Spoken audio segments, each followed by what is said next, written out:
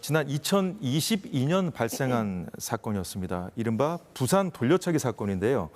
많은 분들이 기억하고 계실 겁니다. 자, 여성을 성폭행할 목적으로 뒤쫓아가서 폭행한 사건인데, 자, 이 사건의 가해자는 지금 징역 20년형을 선고받고 교도소에서 복역 중이죠. 그런데 출소 후에 피해자를 죽이겠다, 살해하겠다는 발언을 일삼았다는 증언이 나왔네요. 그렇죠. 그러니까 두 가지로 나눠서 보셔야 됩니다. 하나는 네. 강간살인 미수죄로 20년형이 선고가 이미 됐고요. 확정이 된 상황입니다. 그런데 그 이후에도 이 수감 생활을 하면서 계속해서 피해자에 대한 2차 가해를 저지른 것이죠. 내가 나가면 보복을 하겠다. 아니면 집 주소를 알고 있다라는 식으로 계속해서 이 보복 협박이 이루어지다 보니까 그 부분에 대해서 지금 재판이 진행 중입니다. 이런 증언이 누구를 통해서 나온 겁니까? 일단은 같이 수감되어 있는 이제 방을 사용하는 수감자들을 통해서 증언이 나왔고요. 그리고 이제 굉장히 큰 목소리로 다른 방을 통하면서까지 이렇게 소통을 했다라고 합니다. 그러다 보니까 증언자들이 이야기를 하는 것이 나만 들은 것이 아니라 옆방 사람들도 다 들었을 것이다라고 이야기를 하고 있고요. 본인이 1심에서 12년형이 선고가 됐었어요. 그때는 강간 혐의가 빠졌기 때문에 12년형이 선고됐는데 그때 당시에 이 남성이 내가 6대를 때렸는데 12년형이 선고가 됐다. 한 대당 2년인데 너무 억울하다. 이런 발언까지 했다는 사실이 전해졌습니다. 지금 일단 그 최종심까지 선고받고 지금 복역 중인 상황인데 이제 공판은 계속 진행 중이고 그렇죠. 공판 과정에서 이런 증언들이 나왔다는 말씀이시죠? 맞습니다. 그렇군요. 자, 그런데 자 이런 그 보복성 발언을 일삼고 있는 그 이유, 그 기전은 뭘까요?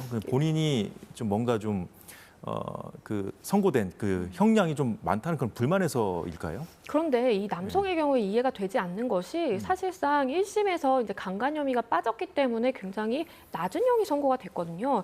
그럼에도 불구하고 이 시점부터 계속해서 이렇게 보복 협박을 일삼아 온 것은 사실상 본인의 범죄에 대해서 죄의식이 전혀 없다라고 보이고요. 이 남성이 피해자에 대해서만 보복 협박을 가한 것이 아니라 본인의 전 여자친구에게도 편지를 보내서 그래요? 왜 나를 면회하러 오지 않느냐라면서 이제 내가 어떻게 하겠다라고 해서 협박을 한 사실도 있고요. 그리고 같은 이제 재소자, 같은 방을 사용하는 재소자에게도 어떠한 강요를 저지른 행위가 있기 때문에 정말로 본인이 이제 처벌의 가능성이라든지 이런 것들을 전혀 생각하지 않고 죄의식 없이 행동하는 것이 그 원인이라고 보입니다.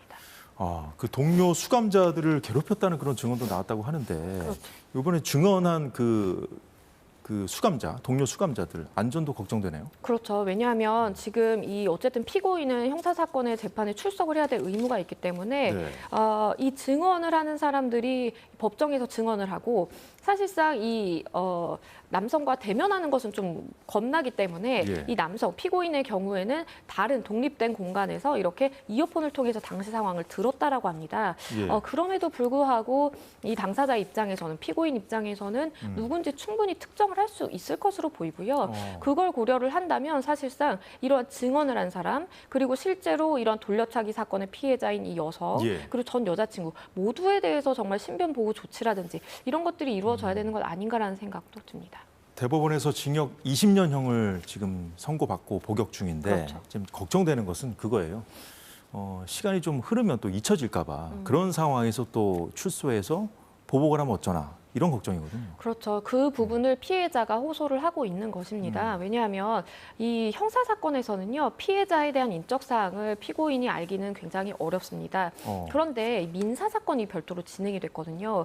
그 과정에서 사실상 굉장히 좀 부주의한 일들로 인해서 이 신상 공개가 가해자에게 고스란히 다 전달이 된 겁니다. 그렇기 때문에 이 수감 생활을 하면서도 주소를 잊어버리지 않기 위해서 계속해서 되뇌이고 이런 모습들을 보였다라고 해요. 피해자 입장에서는 지금 20년형 선고가 됐지만 출소한 이후에는 본인에 대한 이런 신상 정보에 대해서 다 알고 있고 언제든지 접근이 가능하기 때문에 사실상 나는 20년 후에 사망이 예고가 되어 있다 이런 이야기까지 했거든요. 그렇기 때문에 사실 피해자 입장에서는 이체 가해뿐만 아니라 정말 목숨의 위협을 받는 정도의 위기감을 느끼고 있는 상황입니다.